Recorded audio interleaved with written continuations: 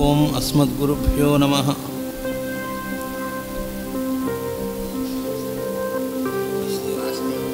వాసుదేవ.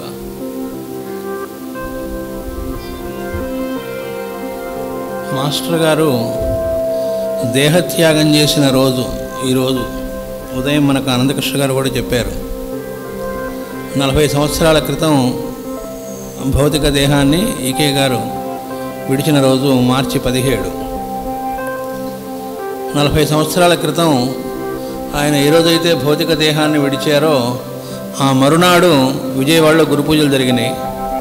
40 సంవత్సరాల తర్వాత అదే రోజున గురు పూజలు జరుగుతూ ఉన్నాయి. ఆ 40 సంవత్సరాల క్రితం ఆయన దేహత్యాగం చేసిన మర్రోజు అన్నప్పుడు గురు పూజలు క్యాన్సిల్ అవ్వాలి కదా, క్యాన్సిల్ అవ్వలే. ఆయన దేహత్యాగం చేసినా ఇక్కడ గురు పూజలు జరిగినాయి. అప్పటి పెద్దలు చెప్పిన మాట ఏమిటంటే, ఆ గురు పూజల్లో ఉషశ్రీ గారు మాట్లాడుతూ, ఇంతకంటే వేరే నిదర్శనం అక్కర్లేదు ఆయన అంతర్యామి స్వరూపులు అంటానికి. ఆయన కార్యక్రమం ఏదైతే ఉందో అది ఆయన భౌతిక దేహం విడవటంతో ఆగిపోదనేది, అజరామరమై కొనసాగుతుంది అంటానికి ఇంతకంటే వేరే నిదర్శనం లేదు. ఎందుకంటే ఆయన భౌతిక దేహం విడిచిన మరునాడు కార్యకర్తలందరూ కలిసి ఇక్కడ ఆయన చెప్పిన మార్గంలో నడుచుకోవటం కోసం అక్కడికి వెళ్లకుండా ఇక్కడ ఉండి కార్యక్రమంలో ఉన్నారట అంటేనే అక్కడే తెలుస్తూ ఉంది అని అన్నారట పెద్దలు చెబుతారు. దానికి కొత్తగా ఎవరేం చెప్పక్కర్లే, ఆ ప్రూఫ్ మనకి ఇప్పుడు తెలుస్తూనే ఉంది. ఇప్పుడు ఇక్కడ కూర్చున్న వాళ్ళలో చాలామంది ఈకే గారిని భౌతికంగా చూడని వాళ్ళు ఉన్నారు, కొద్దిగా ఊహ వచ్చి చూసిన వాళ్ళు ఉన్నారు, బాగా పరిచయం ఉన్నవాళ్ళు, అన్ని రకాల వాళ్ళు ఉన్నారు. కానీ ఆయన్ని చూడనప్పటికీ చూసిన వాళ్ళుట చూడలేదుట అనే తేడా లేకుండా అందరూ కూడా అదే రకమైనటువంటి ఉత్సాహంతో అదే రకంగా స్ఫూర్తిని పొందుతూ, ఇంకా వీళ్ళు స్ఫూర్తిని పొందటం కాదు, వీళ్ళు పనిచేసే చోట కావచ్చు, వృత్తి ఉద్యోగ వ్యాపారాదుల్లో వీళ్ళను చూసి మిగతా వాళ్ళు అరే వీళ్ళలో ఒక ప్రత్యేకత ఉంది, వీళ్ళు పద్ధతి కలిగిన వాళ్ళు, వీళ్ళు పొరపాటు పనులు చేయరు అని వీళ్ళు ఎక్కడ చెప్పక్కర్లే. వీళ్ళని చూసి అవతల వాళ్ళకు అనిపించి వీళ్ళ ఎడల చాలా గౌరవమును చూపెట్టడం, లేకపోతే వీళ్ళున్న చోట ఖచ్చితంగా మిగతా వాళ్ళకి వీళ్ళకి ట్రీట్మెంట్లో తేడా ఉంటుంది, వాళ్ళ ఆఫీసులో ఉండే మిగతా స్టాఫ్ వీళ్ళకి ఇచ్చే విషయంలో. అలాగే వీళ్ళక్కడ పనిచేసే విషయంలో కూడా ఎంతో నిబద్ధతతో చేస్తూ నేను చేస్తున్నాననే అహంకారం లేకుండా ఇది మన అదృష్టం అని వినయంతో చేసేటువంటి సద్బుద్ధి వీళ్ళకి కలగటం. ఇది ఈకే గారితో సహసించిన వాళ్ళు చూసిన వాళ్లే కాదు, ఆయన్ని చూడనటువంటి వాళ్ళు కూడా ఆ రకంగా ఉండి వీళ్ళను చూసి మనం ఇట్లా ఉండాలి అని మిగతా వాళ్ళు అనుకునేటట్లుగా వీళ్ళు రూపుదిద్దుకోగలగటం అనేటువంటిది జరుగుతూ ఉందిట. అంటే ఎంతటి వర్క్ ఆయన ద్వారా అలా జరుగుతూ వస్తూ ఉన్నది. అంటే గురువు అనేటువంటి వాడు భౌతిక దేహధారి కాదు, గురువు అంటే అది అంతర్యామి స్వరూపం. అప్పుడప్పుడు భౌతిక రూపంలో కూడా వ్యక్తమవుతూ ఉండొచ్చు, కానీ అసలుది గురువు అనేటువంటిది ఒక ప్రిన్సిపల్ తప్ప ఒక వ్యక్తి కాదు అనేటువంటిది ఆయన ఎప్పుడు ఏదైతే చెబుతూ ఉంటారో అది తార్కాణం అనేటువంటిది అందరం కూడా అన్ని చోట్ల రకరకాలుగా అనుభవిస్తూ ఉన్నటువంటిదే. అంటే దీన్నే మాస్టర్ గారే మనకు ఒక చోట చెప్పారు, దీన్ని ఏమంటారు అంటే యశస్సు అన్నారు. మనకు సంస్కృతంలో కీర్తి యశస్సు అని 2 పదాలు ఉన్నాయి, 2 సంస్కృత పదాలే. కీర్తి అంటే ఒక సెలబ్రిటీస్ అంటాం కదా ఈ రోజుల్లో, పెద్ద పెద్ద ప్రముఖులు అనేటువంటి వాళ్ళు రకరకాల రంగాల్లో, అది కళారంగం కావచ్చు, చిత్రరంగం కావచ్చు, సినిమా రంగం, రాజకీయాలు, ఆటలు, ఏదైనా కావచ్చు, రకరకాల రంగాల్లో ప్రముఖులుగా ఉండేటువంటి వాళ్ళకి ఉండేదాన్ని కీర్తి అంటారు, ఫేమ్ అన్నమాట అది. అలా కాకుండా ఒక మహనీయుడు యొక్క జీవితాన్ని ఇన్స్పిరేషన్గా తీసుకొని ఆ మహనీయుడు అనేటువంటి ఆయన భౌతికంగా ఉన్నా లేకున్నా ఆయన్ని స్మరిస్తూ ఆయన చెప్పిన బాటలో నడుచుకుంటూ ఆయనలాగా జీవించాలని, ఆయన చెప్పిన మార్గంలో నడుచుకోవాలని ప్రయత్నిస్తూ అలా పద్ధతిగా కొంతమంది జీవిస్తూ ఉంటే ఇలా జీవించటం అన్నీ ఆ మహనీయుడి యొక్క యశస్సు అంటారట. అంటే ఇదంతా కూడా మాస్టర్ గారి యశస్సు. అంటే అది గురు పూజల రూపంలో కావచ్చు, ఇంకో రూపంలో కావచ్చు, డిస్పెన్సరీలో జరిగే సేవ రూపంలో కావచ్చు, ఇదంతా కూడా ఏం జరుగుతూ ఉంది అంటే ఆయన యశస్సు అనేటువంటిది అలా వ్యాప్తి చెందుతూ ఉన్నది అని అర్థం. ఇది కీర్తికి యశస్సుకి తేడా ఏంటంటే, కీర్తి అనేటువంటిది మనని ఒక్కోసారి మంచి మార్గంలో కూడా పెడితే పెట్టచ్చేమో కానీ అవతల వాళ్ళ ఉండే మంచి లక్షణాలను చూసి, కానీ కీర్తి అనేటువంటిది జనరల్గా జరిగేది ఏమిటి అంటే దానివల్ల చెడిపోయేటువంటి అవకాశమే 99.9% ఉంది. ఎందుకంటే ఒక సినిమా యాక్టర్ ఉన్నాడు అనుకోండి, వాడికి ఉండేటువంటి కీర్తిని చూసి వీడికి నచ్చి వాడిని చూసి మనం కూడా అలా అవుదాం అనుకోవటం వల్ల చెడిపోవడానికి అవకాశం ఎక్కువ ఉంటుంది, ఒక రాజకీయ నాయకుడినో సినిమా యాక్టర్నో ఇంకోడనో. కానీ ఒక మహనీయుడికి ఉండే యశస్సు అంటే ఏమిటి అంటే దానివల్ల మనం బాగుపడటమే కాకుండా తద్వారా చుట్టుపక్కల ఇతని యొక్క ఎంతగా ఇతను బాగుపడుతున్నాడో అంతగా యస్కాంతీకరణ ఇతను చెందుతూ ఉన్నాడో అంతగా ఇతను చుట్టుపక్కల ఉండేటువంటి వాళ్ళు కూడా అంతగా వాళ్ళు కూడా బాగుపడటం అనేటువంటిది అది ఆగదు, ఎల్లలు లేనిది, అలా కొనసాగుతూ అలా ఎక్కడికి వెళుతుంది అంటే హద్దులు లేనటువంటిది అన్నారు. దీన్ని ఒకసారి పున్నయ్య శాస్త్రి గారు చెబుతూ, కాళిదాసు రఘువంశం మొదటి 2-3 శ్లోకాల్లోనే వస్తుంది. ఏమిటి అంటే, నేను కవి యశః ప్రార్థి గమిష్యామ్యపహాస్యతాం అంటాడు. మందః కవి యశః ప్రార్థి అని. నేను రఘువంశ వీరుల గురించి కావ్యం రాయబోతూ ఉన్నాను, కానీ రాసే ప్రయత్నం చేస్తున్న నేను ఎట్లాంటి వాడిని అనడానికి మామూలుగా బయట లోకంలో అందరూ ఇచ్చే వ్యాఖ్యానం ఏమిటి అంటే, మందహ అంటే వాడు డిక్షనరీ మీనింగ్ వాళ్ళు చెప్పేది డల్ మైండెడ్ అంటే బుర్ర తక్కువ వాడిని, నేను అంతగా ఇదైన వాడిని కాదు. కానీ కవి యశః ప్రార్థి, నాకు కవి కావాలనేటువంటి దురద ఉన్నది, అంటే కీర్తి కావాలి, ఆ కాముకత్వం ఉన్నది నాలో, కవి కావాలని. కానీ నా ఈ ప్రయత్నంలో గమిష్యామ్యపహాస్యతాం, అపహాస్యం పాలవుతాను. ఎవరు? కాళిదాస మహాకవి అంటున్నాడని వీళ్ళు వ్యాఖ్యానంలో చెబుతారు. ఎందుకు అంటే వాళ్ళెక్కడా నేనెక్కడా, వాళ్ళని గురించి నేనెక్కడ తెలియజేస్తాను. ఒక చిన్న తెప్ప తీసుకొని సముద్రాన్ని దాటడానికి చేసే ప్రయత్నం లాంటి ప్రయత్నము అని అందరూ వ్యాఖ్యానం చెబుతారు. పున్నయ్య శాస్త్రి గారు మాస్టర్ గారు ఇచ్చిన డైమెన్షన్ మనకు తెలియజేశారు. అక్కడ ఏమనంటే కవి యశః ప్రార్థి అన్నాడు. అక్కడ యశస్సు అనే పదం వాడాడు, కవి అనే పదం వాడాడు. జాగ్రత్తగా చదువుకోవాలి వాటిని. కాళిదాసు డల్ మైండెడ్ కాదు, అలా అనుకునేవాడు డల్ మైండెడు. డల్ మైండెడ్ అయితే కావ్యం ఎందుకు ఇస్తాడు, ఎలా ఇవ్వగలుగుతాడు, ఆయన ద్వారా ఎలా వస్తుంది? అది మనం అనుకుంటే రాస్తే వచ్చేవి కాదవి, సినిమా పాటలు కాదవి. మందహ అంటే ఏంటో తర్వాత చెప్పుకుందాం. కవి యశస్సు రెండు ముందు చెప్పుకున్న తర్వాత ఇప్పుడు యశస్సు అంటే ఇందాక చెప్పుకున్నదే. కవి యశః అన్నాడు. కవి అంటే సూర్యుడు, మనకు ఆదిత్య హృదయంలో కూడా వస్తుంది. అంటే సృష్టి జరగటం. కవి అంటే ఏం చేస్తాడు? కవి ఒక సృష్టి చేస్తాడు కావ్యాన్ని. అలాగే ఈ లోకాన్ని సృష్టిస్తున్నది ఎవరు అంటే సూర్యుడి కిరణాల ద్వారా ఈ లోకం అనేది అలా వస్తూ ఉంది. కాబట్టి సూర్యుడిని కవి అంటారు. కవి యశః అంటే సూర్యవంశము యొక్క యశస్సుని ఈయన పొందుతూ ఉన్నట్ట. అంటే పొందటం అంటే అర్థం ఏమిటి? సూర్యవంశం గురించి కదా ఈయన రాయబోతూ ఉంది కాళిదాసు. సూర్యవంశం వాళ్ళు ఏ స్థాయిలో ఉన్నారో ఆ స్థాయిని నేను కూడా పొంది, అంటే వాళ్ళని ఇన్స్పైర్ అయ్యి అట్లా జీవిస్తూ దీన్ని నేను వ్రాస్తున్నానని చెబుతున్నట్టు ఆయన. దానికి ఎట్లా రాయగలరు మార్గం కూడా మనకు ఆయన ఉపదేశించాడు. మందహ, నేను మందుణ్ణి అంటే శాట్రన్ అనే గ్రహంట ఎస్ట్రాలజీలో మందహ అంటే. మాస్టర్ గారు మనకు స్పిరిచువల్ ఎస్ట్రాలజీలో ఇచ్చారు. మందుడు అంటే శాట్రన్ అనేటువంటి వాడు డిసిప్లిన్కి అధిపతి అని చెప్పారు. మనకి బయట లోకంలో అందరూ శని అనగానే అది శని పట్టింది అని, శని అనగానే వాడు బాగా గడ్డాలు పెంచుకొని నానా దరిద్రంగా ఉంటాడు, లేకపోతే శని అంటే ఇక నువ్వులు దానం చేయాలని రకరకాలుగా బయటంతా ఏదైతే మనకు అవి బాగా మనకు ఎలాగో తెలుసు కాబట్టి దాని గురించి ఎక్కువ మాట్లాడుకోక్కర్లేదు. కానీ అసలు విషయం ఏమిటంటే మాస్టర్ గారు చెప్పింది శని అనేటువంటి వాడు మించినటువంటి మంచి గ్రహం ఇంకోది లేదని చెప్పారు.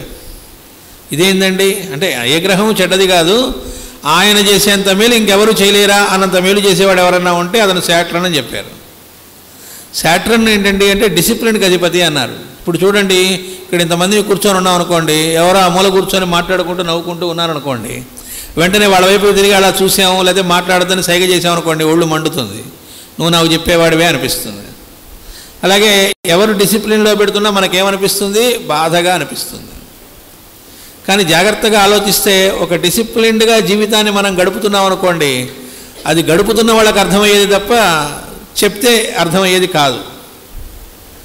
ఏమిటి అంటే ఉదాహరణకి మనం ఒకళ్ళ ఇంట్లోకి వెళ్ళామనుకోండి, ఆ ఇంట్లోకి వెళితే ఆ అల్మేరాలో ఉండే వస్తువులు అన్నది వంటిల్లు కావచ్చు, ఇంకో గది కావచ్చు, ఇంకో గది కావచ్చు, అన్నీ చక్కగా ఒక వరుస క్రమంలో అన్నీ పెట్టబడి ఉన్నాయనుకోండి, ఆ ఇంట్లో కాసేపు కూర్చోబుద్ధి వేస్తుంది, ఆ ఇంట్లో గడప బుద్ధి వేస్తుంది. అక్కడ కూర్చొని మనం ధ్యానమో ఇంకోటో చదువుకోవటం ఏదైనా చేసుకోవాలిట అంటే దానికి తగ్గ వాతావరణంగా కనపడుతుంది అక్కడ. అలా కాకుండా చిందర వందరగా గందరగోళంగా ఉన్నాయనుకోండి, ఎట్లా ఉంటుంది? సో అలా కాకుండా ఒక ఆర్డర్లీనెస్ అనేటువంటిది మన జీవితంలో కనుక ఉంటే అప్పుడు జరిగేది ఏమిటి అంటే శని అనేటువంటి ఆయన యొక్క అనుగ్రహం మన మీద బాగా వర్షిస్తుంది అన్నారు. డిసిప్లిన్డ్గా మనం ఆల్రెడీ ఉన్నాం అనుకోండి, కొత్తగా ఆయన పెట్టాల్సిన అవసరం లేదు కదా. అప్పుడు మనల్ని ఎంతగా వృద్ధిలోకి తీసుకురావాలో అంతగా ఎక్స్పాన్షన్లోకి మనల్ని తీసుకొస్తాట, ఎవల్యూషన్లో పైకి పైకి పైకి. అట్లా నేను చాలా డిసిప్లిన్డ్గా జీవించినటువంటి వాడిని, జీవించి సూర్యుడి యొక్క వంశం యొక్క యశస్సును పొందినవాడిని. అలా పొందకుండా నేను రాస్తున్న ఈ గ్రంథాన్ని మీరు చదువుకుంటే నవ్వుల పాలవుతారు, జాగ్రత్త అని చెబుతున్నాడు. ఆయన నవ్వుల పాలవుతారని కాదు, చదువుకుంటే మనం నవ్వుల పాలవుతారంటే ఓన్లీ చదువుకోవడం కోసం వాళ్ళు ఆ గ్రంథాలు ఇవ్వలేదని మళ్ళీ దానిలో ఇంకో అర్థం. కథ చెప్పడం కోసం అయితే ఆయన కొత్తగా చెప్పక్కర్లే, ఆల్రెడీ ఆ కథలు వేరే గ్రంథాల్లో ఉన్నాయి, వాటిని ఆధారం చేసుకుని మళ్ళీ ఆయన రాశాడు. మరి మళ్ళీ ఆయన ఎందుకండి రాయటం అంటే, రాసింది ఎందుకంటే తాను అనుభూతి చెంది ఆ రామవంశాన్ని, రఘువంశాన్ని, ఆ మహావీరుల గురించి తాను కూడా ఆ స్థితిని పొంది ఆ స్థితిలో నుంచి ఆ గ్రంథాన్ని మనకు అనుగ్రహించాట. అందుకే మనకు రామకృష్ణ పరమహంస వారు చెబుతారు, ఒక మహనీయుడి గురించి ఎవరికి తెలుస్తుంది అంటే ఇంకో మహనీయుడికే అర్థమవుతుంది, మిగతా వాళ్ళకి ఎలా తెలుస్తుంది? దీన్ని మనకు ఇంకో విధంగా కూడా మాస్టర్ గారు చెప్పారు. ఒకటి మనం వెధవా అని ఎప్పుడు గుర్తుపట్టగలమంటే మనం కూడా వెధవైతేనే అన్నారు. అంటే బాగా నసాడానికి అంటేటట్టుగా అర్థం అవడానికి చెప్పారు. వాడు వెధవండి, వాడితో నువ్వు స్నేహం చేయవాకు అని మనకి ఎవడైనా చెబితే మాస్టర్ గారు చెప్పిన ఎగ్జాంపుల్, ముందు ఈ చెప్పిన వాడు వెధవని గుర్తుపెట్టుకుని వీడితో జాగ్రత్తగా ఉండు అన్నారు. అలాగే అవతల వాడు ఎంతటి మహనీయుడు అనేది మనకు ఎప్పుడు తెలుస్తుంది? మనం కూడా ఎవల్యూషన్లో ఆ స్థాయికి వస్తే కానీ అర్థం కాదు. ఆ స్థాయికి రాకముందు మనం యువతల ఒడ్డున కూర్చొని మాస్టర్ గారు చెప్పిన ఎగ్జాంపులే, కృష్ణుడో లేకపోతే యేసుక్రీస్తు ఇంకో మహనీయుడో మాటలు చెబుతూ ఉంటే మనం యువతల ఒడ్డున మన స్థాయిలో ఉండి వాటిని తీసుకొని మనం వేరే అర్థాలు చెప్పుకుంటూ మనం అలా పతనం చెందుతూ ఉన్నాం. వాళ్ళు చెబుతూ ఉన్నటువంటిది ఏ స్థాయిలో ఉండి చెబుతున్నారు అనేది మనకు అర్థం కావట్లేదు అన్నారు. ఎందుకంటే ఇవి అర్థం కావాల్సినవి కాదు కాబట్టి, అనుభూతిలోకి రావాల్సినవి కాబట్టి, అది సాధన ఎంతగా మనం చేస్తూ ఉంటామో అంతగా అందులో ఉండేటువంటి విషయం మనకు అనుభూతిలోకి వస్తూ ఉంటుంది.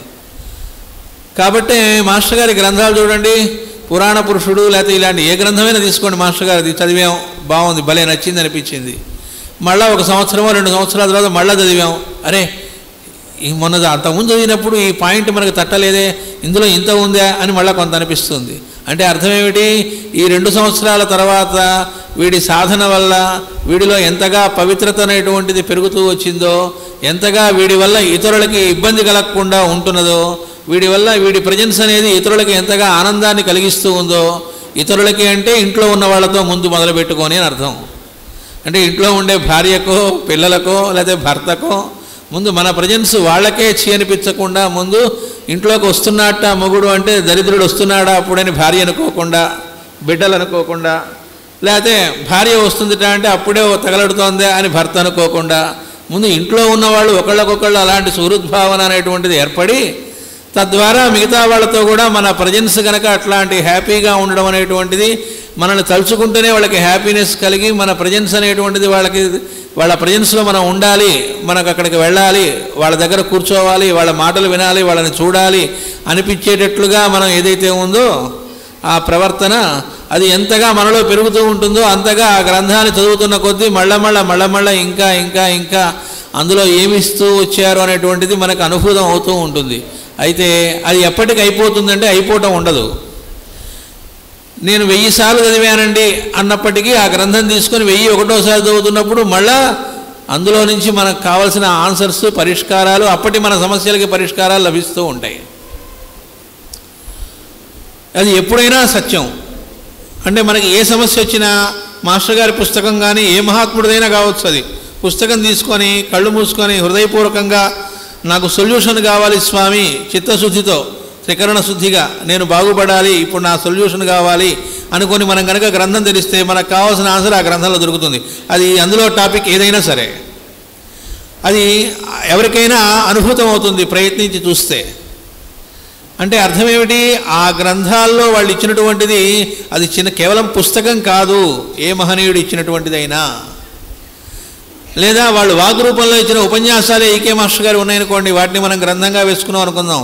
అది ఉపన్యాసాల నుంచి గ్రంథంగా వేసుకున్నా వాళ్ళ రైటింగ్స్ అయినా ఏవైనప్పటికీ కూడా, ఆ ఏ మహనీయుడిదైనప్పటికీ కూడా ఏమిటి ఆ గ్రంథాల నుంచి ఎంత చదివినా మళ్ళమళ్ళ చదువుతూ ఉన్న కొద్దీ మళ్ళమళ్ళ మనం బాగుపడడానికి కావాల్సినటువంటి వెలుగు దానిలోంచి వస్తూనే ఉందిట. అంటే అసలు అక్కడున్న సోర్స్ దగ్గర ఉన్నటువంటి వెలుగు ఎంత అంటే ఇంత అని మనం లెక్కగట్టలేనంత, అంటే అది అనంతమైనటువంటిది ఆయన యొక్క వెలుగు. అందువల్ల అదేంటండి, ఆయన బాడీ వదిలిన రోజు మీరు గురు పూజలు పెట్టుకోవటం ఏమిటండి? ఆ రోజు ఏడుస్తూ ఉండాలి, బాధపడుతూ ఉండాలి కదా. అంటే అది వ్యక్తి ఇంకా లేడు అనుకుంటే ఎడవాలి కూర్చొని.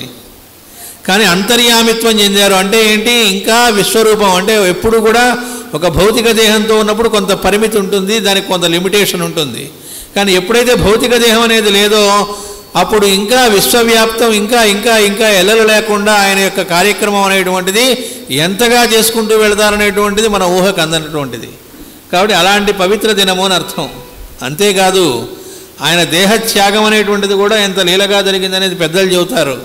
ఏమనంటే ఆ పైన ఉండేటువంటి మాస్టర్స్ అనేటువంటి వాళ్ళు ఆయన్ని అడిగారట, ఏమయ్యా ఒక పరమగురువు భౌతిక దేహాన్ని విడవలసి ఉంది, అయితే ఆయన కనుక ఇప్పుడు భౌతిక దేహాన్ని విడితే తర్వాతి జనరేషన్స్కి ఆయన ఇచ్చిన ట్రైనింగ్ ఏదైతే తర్వాత జనరేషన్స్ కొనసాగించాలో దానికి కావాల్సిన సంసిద్ధత అక్కడ ఇంకా ఏర్పడలేదు, నువ్వు బయలుదేరి రాగలవా ఆయన బదులు అని అడిగారట. ఓకే అన్నారట. ఏంటి ఓకే అనడానికి ఇదేమన్నా ఆయన బదులు నువ్వు వెళతావా ఉపన్యాసానికి, లేకపోతే ఆయన బదులు నువ్వు ఊరికి వెళతావా కాదు, బాడీ వదులు వస్తావా అని. ఎన్ని కబుర్లు చెప్పినా ఇప్పుడు నిజంగా మా గురువు అండి నేను పూర్తిగా శరణాగతి చెందానండి అని పొరపాటున ఎవడైనా అనుకుంటున్నవాడు కూడా ఆ గురువే ఎవరో దేవుడో వచ్చి ఏమో ఆ బాడీ వదిలి వస్తావా అన్నాడు అనుకోండి, నమస్కారం పోండి అంటాం. ఏంటండి మీరు అడిగేది బుద్ధి ఉందా లేదా? ఏది గురువు గారికి బాడీ వదలమంటారు ఏంటండి? శరీరమాద్యం కలు ధర్మ సాధనం మీరే చెప్పారు కదా, శరీరం ధర్మ సాధనం అని. ఈ శరీరంలో ఉంటేనే కదా ఏదైనా మంచి పనులు నలుగురికి చేసేదని మనం ఆయనకు కావాలంటే ఉపన్యాసం చెబుతాం. కానీ పరమ గురువులు ఏమని అడిగారు?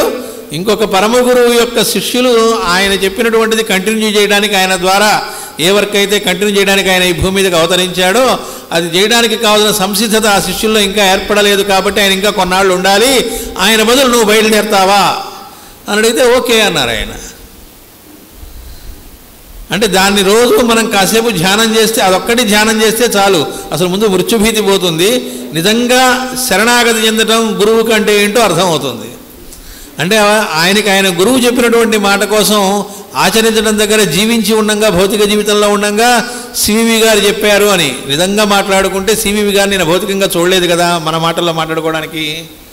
అసలు ఆయన భౌతిక దేహం వదిలిన తర్వాత కదా ఈయన జన్మించింది, భౌతిక దేహంలోకి వచ్చింది. ఈయనకి కనపడ్డారని చెబుతున్నారు, అది భ్రాంతి ఏమో నాలాంటి వాడు అనుకోవచ్చు. అలాంటి ఆయన ఉన్నట్టుండి గురువు చెప్పాట అని చెప్పి ఆయన చెప్పినట్టు జీవిస్తున్నాడు. సరే మంచిదే కాబట్టి పర్లేదు, మంచి మార్గంలోనే ఉన్నాడు, భ్రమలో ఉండి ఏదో చేస్తున్నాడు అనుకుందాం అనుకోవచ్చు. కానీ ఆయన ఏం చెప్పాట? ఎప్పుడు ఎవరిని ఏది అడగవాకు అన్నట్ట. మరి ఏది అడగవాకు అంటే ఉద్యోగం కోసం అప్లికేషన్ పెట్టుకున్నది అడుక్కోవటమే అవుతుందిగా, కాబట్టి అప్లికేషన్ కూడా పెట్టుకోలేదు జీవితంలో. కానీ ఆయనకు ఉద్యోగం వచ్చింది. ఒకసారి ఏదో వచ్చింది అనుకోవచ్చు హిందూ కాలేజీలో, కానీ ఆ తర్వాత యూనివర్సిటీలో ఉద్యోగం ఎలా వస్తుంది? ఏ రోజైనా చాలా కష్టం. అది అప్లై చేసినంత అప్లై చేస్తేనే రాదు, అసలు అప్లై చేయకుండా ఎలా వస్తుంది? అంటే గురువు చెప్పినట్లు నడుచుకోవటం. పోనీ అంతటి ఉద్యోగం వచ్చిన తర్వాత వదిలేయి అన్నారట.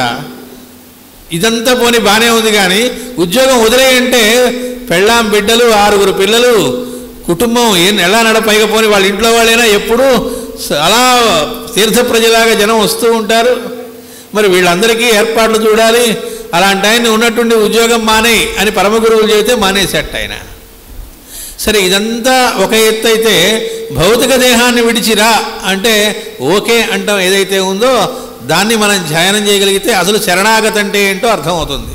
నిజమైనటువంటి సరెండర్ అవ్వటం అంటే ఏమిటి, గురువుకి, ఆ గురు మార్గానికి అంటే ఏంటనేటువంటిది నిజంగా మనం ఆయనకి శరణాగతి చెందటం అంటే అర్థం ఏమిటి. అందుకే పుణ్యశాస్త్రి గారు ఒకసారి చెప్పారు, మాస్టర్ గారు చెప్పారని చెప్పారు.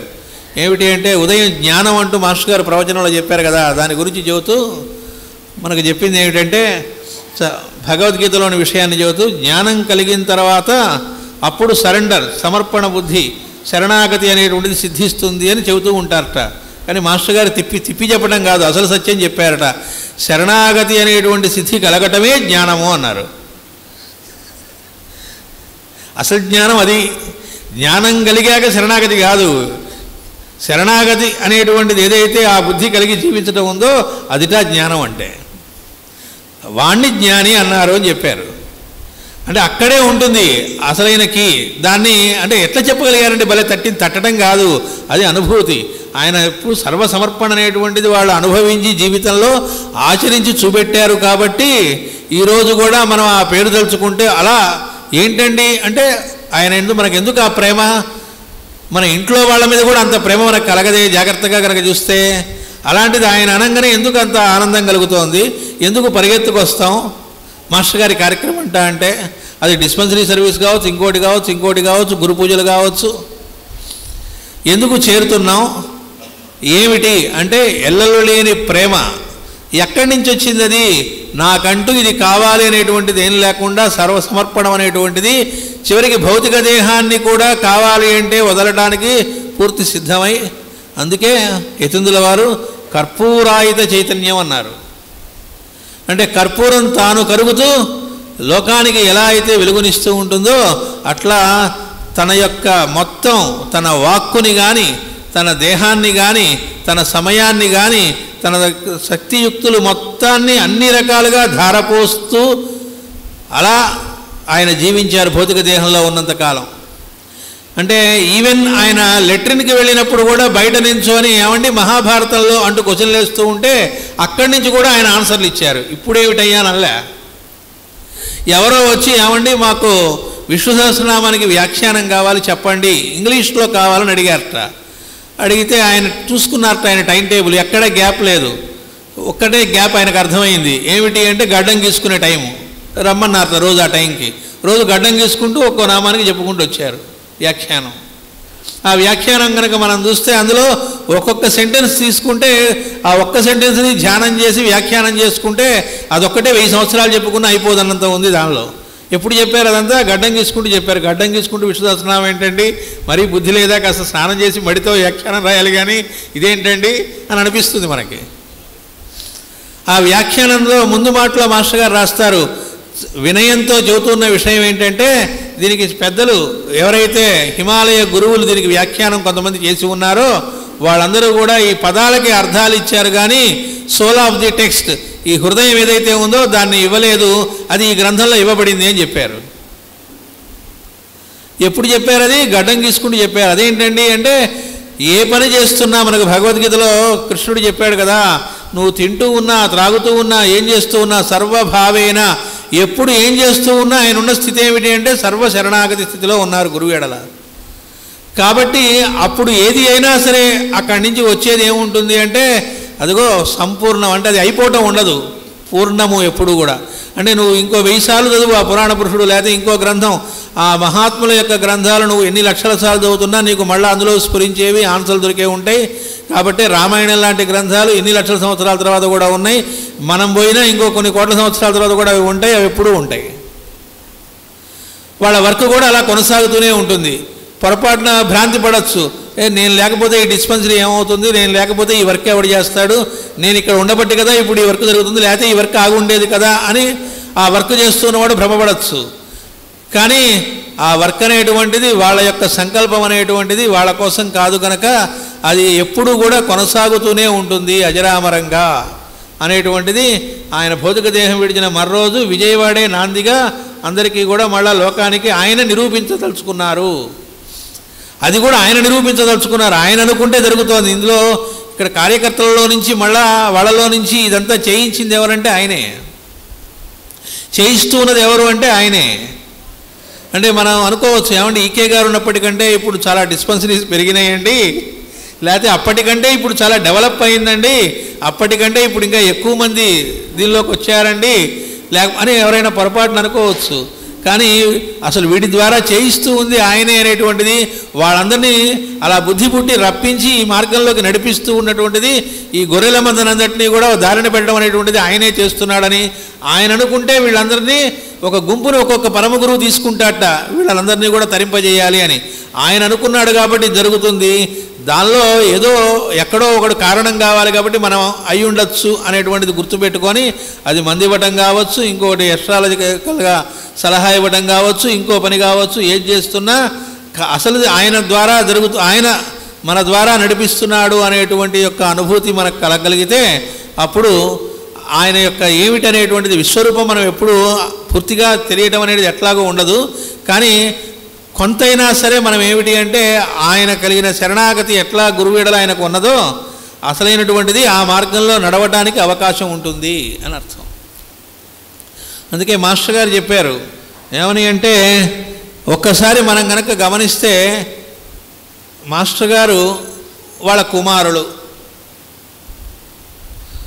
వాళ్ళ అబ్బాయిలు కాబట్టి అని కాకుండా మనం కనుక గమనించగలిగితే నిజంగా మాస్టర్ గారిని అనుసరిస్తున్న వాళ్ళు ఎవరు అంటే వాళ్ళ కుటుంబ సభ్యులు మొట్టమొదటి మనం అర్థం చేసుకుంటే తెలుస్తుంది. అది ఎందుకని అంటే ఆయన చెప్పినట్లుగా నిజంగా నడుచుకోవడం అనేది ఈకే గారు భౌతికంగా ఉన్నప్పుడు కూడా ఆయన పక్కనే వాళ్ళ కుటుంబ సభ్యులు ఎక్కువగా తిరగలే.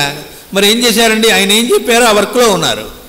ఎందుకంటే చెప్పింది చేయటమే తప్ప ఆయన చుట్టూ తిరుగుతూ ఆయన నోట్సులు చదువుతుంటే రాసుకుంటూ పక్కనే తిరుగుతూ ఉపన్యాసాలు వింటూ తీరికే లేదు అసలు. ఎందుకంటే అంత తీరిక లేకుండా ఏమి ఆయన ఆచరిస్తున్నాడో అది వాళ్ళ చేత ఆచరింపజేస్తూ వచ్చారు. కాబట్టి నిజమైనటువంటి ఆ శరణాగతి అనేటువంటిది ఎప్పుడు వస్తుంది, ఆయన చెప్పింది వింటాం అంటే ఓన్లీ ఉపన్యాసాలు వింటాం అని కాకుండా ఆయన ఏది ఆచరించి చూపెట్టారో అది.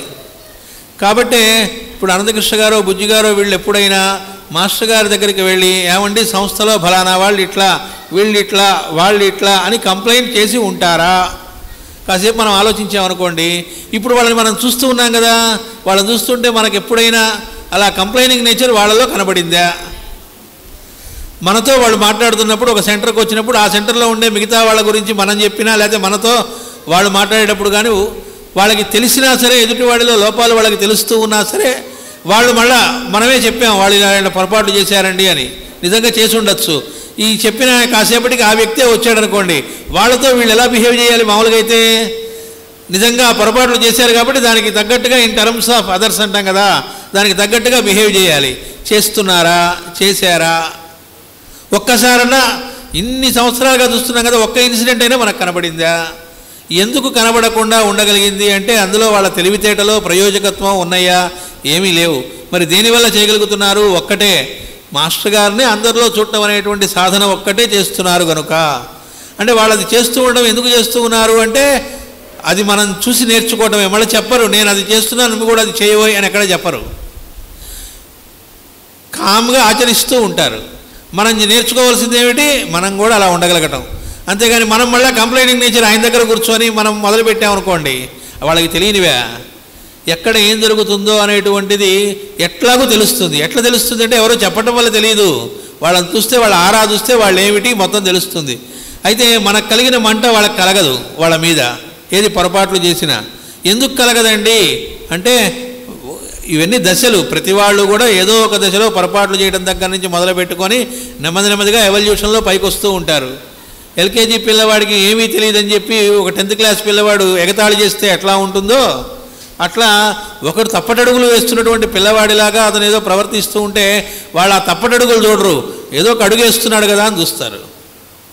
కాబట్టి వాళ్ళు బిహేవియర్ సరిగ్గా ఉన్నా లేకపోయినా వాళ్ళు ఏం చేస్తారు అంటే నెమ్మదిగా మంచి మార్గంలోకి రావడానికి ఎలా ఉంటుంది అని చూస్తారు. మనకేమనిపిస్తుందంటే ఇంతగా మనం గురువు గారికి కంప్లైంట్ చేసినా చర్య తీసుకోరేమిటి వాళ్ళ మీద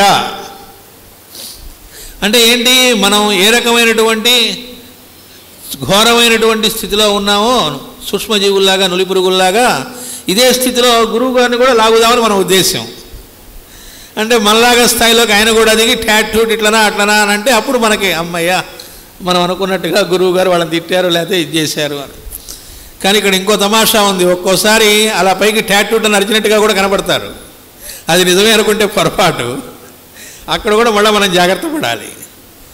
మనకి కృష్ణస్వామి గారు ఆయన గ్రంథాల్లో ఒక చోట తెలియజేశారు, మాస్టర్ గారి ఇంట్లో ఉండే గ్రంథాలని కొంతమంది కాముగా తీసుకెళ్ళి వాళ్ళ సొంత పుస్తకాలాగా వాడుకునేవాళ్ళుట, తిరిగి ఇచ్చేవాళ్ళు కాదుట. అయితే మాస్టర్ గారు ఆయన గ్రంథాల్లో అదొక ఇంగ్లీష్ బుక్ అనుకోండి, ఏదో ఒక పేజీలో ఈ దగ్గర ఒక చిన్న గీత కొట్టేవాళ్ళట, ఇంకేదో పేజీలో కే కింద ఎక్కడో గీత కొట్టేవాళ్ళట. అది ఆయనకొక్కడికే తెలుసు. ఈ తీసుకున్నవాడు ఆ తర్వాత ఎప్పుడో ఈకే గారు రిఫరెన్స్కో దేనికో బుక్ అవసరమయ్యి ఫలానా బుక్ ఉండాలి అనగానే అది కనబడట్లేదే అనుకోగానే అది ఎవడైతే తీసుకెళ్ళాడో వాడు నా బుక్ ఒకటి ఉందండి అని ఆ బుక్ పట్టుకొస్తాడట. అది మాస్టర్ గారిదే. అయితే అది ఒకసారి ఒకళ్ళు గమనించారట, అది మాస్టర్ గారిది, ఆయన ఈ కే పెట్టుకున్నారు, ఆయనేం చెప్పలే ఎవరికి, అది దగ్గరగా ఎవరో గమనించారు. గమనించి ఏమండి మీ బుక్కే మీకు తీసుకొచ్చి ఇస్తే అతని బుక్ లాగా మీరు దాన్ని వాడుకొని మళ్ళీ ఇచ్చేశారు, ఏమిటండి ఈ లీల అని అడిగారట. ఇది కృష్ణస్వామి గారు రాశారు, గ్రంథంలో ఉంది. అడిగితే మాస్టర్ గారు చెప్పారట, ఏం లేదో ఎవడు దేనికి పనికి వస్తాడో ఎవరిని ఎక్కడ పెట్టాలో మనకు బాగా తెలుస్తుంది దీనివల్ల అన్నారట. అంటే అర్థం ఏమిటి, ఫైనాన్షియల్ మ్యాటర్కి సంబంధించినటువంటి విషయాల్లో వాడిని ఎక్కడా కూడా వేలు పెట్టనివ్వకూడదు అంటే అర్థం ఏమిటి, అంతే. అంటే వాడు బాగుపడాలిగా కాబట్టి ఉంచుతారు, కంపలు మునిగిందే లేదు ఒక పుస్తకం వల్ల. కానీ అంత మాత్రాన వీడు దుర్జనుడు తీసే క్యాన్సిల్ అన్నట్లయితే పరమాత్మ ఎలా అవుతాడు, ఆయన బాగు చేయటం ఎలా ఉంటుంది? వాళ్ళు వచ్చింది బాగు చేయడానికి. అందరూ మంచిగా ఉంటే వాళ్ళకేం పని ఉంటుంది, వాళ్ళతో మనకేం పని? పుణ్యశాస్త్రి గారిని ఒకసారి ఆయన తమాషగా రాశారు, ఆయన శ్రీకృష్ణ గురుచరణ సన్నిధిలో ఒకటే సతాయించారట మాస్టర్ గారు, నసబెట్టారట. ఆయన మామూలుగా నస అనే మాటే రాశారు, నువ్వు ఇట్ట చేస్తున్నావు ఇట్ట చేస్తున్నావు అంటే, ఏంటంటే మీరు పెట్టే నస, మేము ఇట్టగే చేస్తాం, మేము పనికిమాలిన వాళ్ళం, మీరు వచ్చిందే మమ్మల్ని బాగు చేయడానికి, అంతేగా నస పెడితే ఎట్లా అన్నారట చనువుగా. అంటే అది కూడా ఆయన లీలే కాబట్టి బుక్లో రాయగలిగాడు. మామూలుగా బుక్లో ఎలా ఇలాంటి మాట రాస్తారేంటంటే అనుకుంటాం మనం, కాదది. అందులో ఆ లీల, ఆ పరమ ప్రేమ ఏంటనేది మనకు తెలియటానికి. కాబట్టి వాళ్ళకేంటి, చిన్నపిల్లకాయ చేష్టల్లాగా అనిపిస్తాయి ఇవి. మనకు ఉక్రోషం రావచ్చు, నా బుక్ వాడు తీసుకొని వాడి బుక్ లాగా ఇవన్నీ మనకు అనిపించవచ్చు, ఆ స్థాయిలోకి దిగజారచ్చు, కనిపెట్టే అనుకోవచ్చు. కాదు, మాస్టర్ గారే చెప్పారు. ఒకసారి బస్సులోనో రైల్లోనో వెళుతూ ఉంటే బస్సు అనుకుంటా ముందు కూర్చున్న ఇద్దరు ఒక్కటే పనికి మాల కబుర్లు మాట్లాడుకుంటున్నారట. ఆయనకి వినపడుతున్నాయి కదా, చెవుడు కాదుగా, వినపడుతూ ఉన్నాయి. అప్పుడు ఆయనకు ఒక విషయం అర్థమైందిట, ఏంటంటే పనికి మాల కబుర్లు అంటే ఎలా ఉంటాయనేది అర్థమైందిట. అంటే ప్రతి దానిలో నుంచి వాళ్ళు పాజిటివ్గా గ్రహించడమే తప్ప ఇంకోటి ఉండదు. కాబట్టి లోపాలు ఉంటాయి, అది లోపాలు లేకపోతే ఆశ్చర్యం, కానీ లోపాలు ఉండవనేది సర్వసామాన్యం లోకంలో, ప్రతి వాళ్ళలో. మనలో ఎలా ఉన్నాయో వాళ్ళలో కూడా అలాగే ఉంటాయని గుర్తుపెట్టుకోవాలని అర్థంట. అందుకే మాస్టర్ గారు ఏమన్నారు, ఎదుటి వాళ్ళలోని లోపాలు చూడకుండా వారిలో నన్ను చూసి నువ్వు కనుక సేవిస్తే అప్పుడు నా ప్రజెన్స్ అంటే ఏంటనేది నీకు అనుభూతం అవుతుంది అన్నారు. అందువల్ల లోపాలు లేకుండా ఉంటే నేను వాడితో బాగా ఉంటానంటే నువ్వేంటి ఎవడైనా ఉంటాడు, అది పెద్ద విషయం ఏమిటి అని అనిపిస్తుంది. కానీ మళ్ళా మాస్టర్ గారే మనకు భాగవత రహస్య ప్రకాశంలో అది కూడా ఇచ్చారు. 4 రకాల వాళ్ళు ఉంటారట, దక్షయజ్ఞ కథలో ఇస్తారు మాస్టర్ గారు మనకి. అదేమిటి అంటే, ఎదుటి వాళ్ళలో సద్గుణాలని కూడా దుర్గుణాలుగా చూస్తారట కొంతమంది. నెక్స్ట్ లేని దుర్గుణాలని ఆపాదిస్తారట. అంటే వాళ్ళలో మంచి గుణాలు, దుర్గుణాలు ఉన్నాయి లేవు, కానీ దుర్గుణాలు ఉన్నాయని మనం ఇంకొకరికి చెబుతా అంట. అది అబద్ధం, నిజానికి వాళ్ళలో దుర్గుణాలు ఏం లేవు, కానీ దుర్గుణాలు ఉన్నాయని చెబుతా అంట. పొరపాటున అవతల వ్యక్తి అదేంటండి ఆయన ఇంత మంచివాడు కదా, ఈ మంచి పనులు చేశాడు అని ఏదైనా సద్గుణాలు చెప్పాడు అనుకోండి, ఆ సద్గుణాలను కూడా మన దుర్గుణాలుగా ప్రూవ్ చేయడానికి ట్రై చేస్తాడట చెప్పడానికి. అధమాధములు అని సతీదేవి దక్షుడికి తన తండ్రి గారికే చెబుతుంది. లోకంలో ఇది ఒక ఇప్పటి వాళ్ళు కాదు, సతీదేవి చెప్పింది అంటే ఎప్పటి కదా, ఇది ఎన్ని లక్షల సంవత్సరాల క్రితం కదా. అంటే మానవ జాతిలో ఎప్పుడూ అలాంటి వాళ్ళు ఒక పక్కన ఉంటూనే ఉంటారు. దాన్ని చూసి గేలి చేయటమో అసహించుకోవటమో ఇవి చెయ్యకూడదు.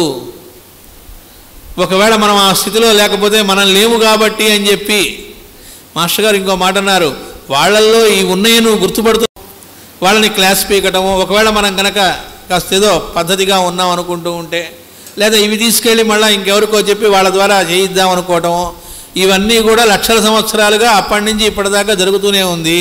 గురువులు అనేవాళ్ళు నవ్వుకుంటూ కామ్గా ఉంటారట. దీనిలో ఇంకా స్థాయి పెరిగితే ఏమవుతుందంటే ఆ గురువుల మీద కూడా మనం కంప్లైంట్లు చేస్తాం. అది ఇంకా పైత్యం అన్నమాట. మిగతా వాళ్ళ మీద కాదు, అసలు గురువు గారి మీదే. పుణ్యశాస్త్రి గారు చెప్పారు ఓసారి, రమణ మహర్షి వారిని ఒకడెవడో వచ్చి అడిగాట, ఈ ఆశ్రమానికి నన్ను అధికారిగా చేయండి అని. ఆశ్రమ నిర్వహణ చూస్తాను అని. అసలు ఆ ఆశ్రమం నాది అనే ఫీలింగ్ ఆయనకి ఎప్పుడూ లేదు. ఆయన కొత్తగా అది నాది అనుకుంటే కదా దానికి హెడ్గా ఒకటి పెట్టడానికి.